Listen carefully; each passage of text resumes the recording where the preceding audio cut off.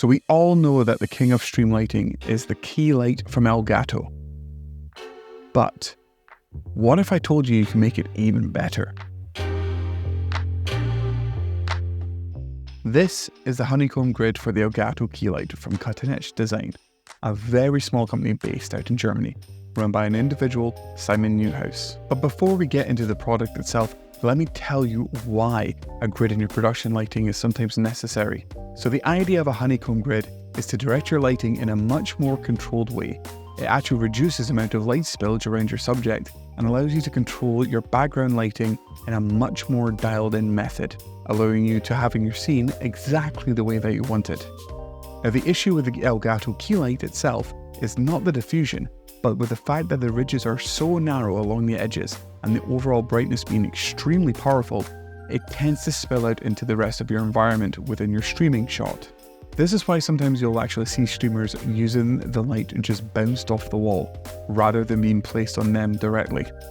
However, with the honeycomb grid from Etch, this slots the light into a grid that then diffuses the light and creates a much thicker border. The end result reduces the light leaking onto your background and also reduces the powerfulness of the overall light, allowing you to really hone in on setting up your stream scene correctly.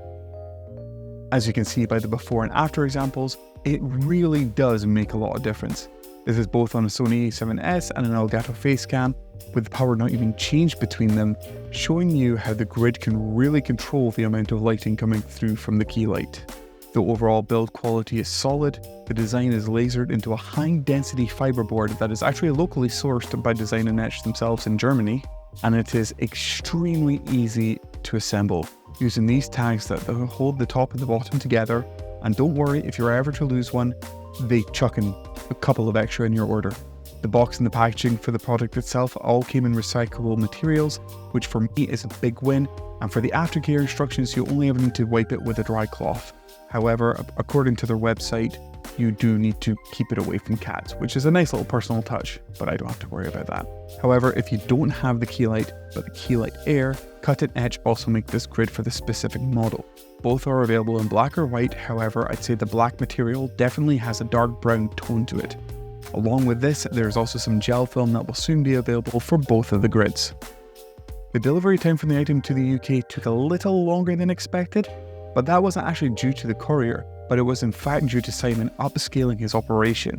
And at the time of myself ordering one, and at the time of this video, they are now back up on pre-orders again with delivery dates available on the website.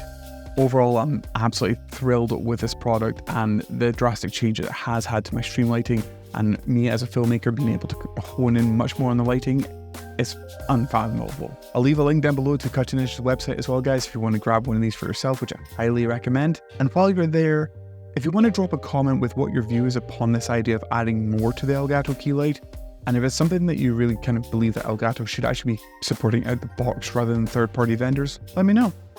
But anyway guys, so thanks very much for watching the video. If you like what you see here today, hit that like button, and if you want more content like this each month along with more gameplay videos, please drop a subscribe. But until the next video, I'll catch you in the next one. I'll see you then.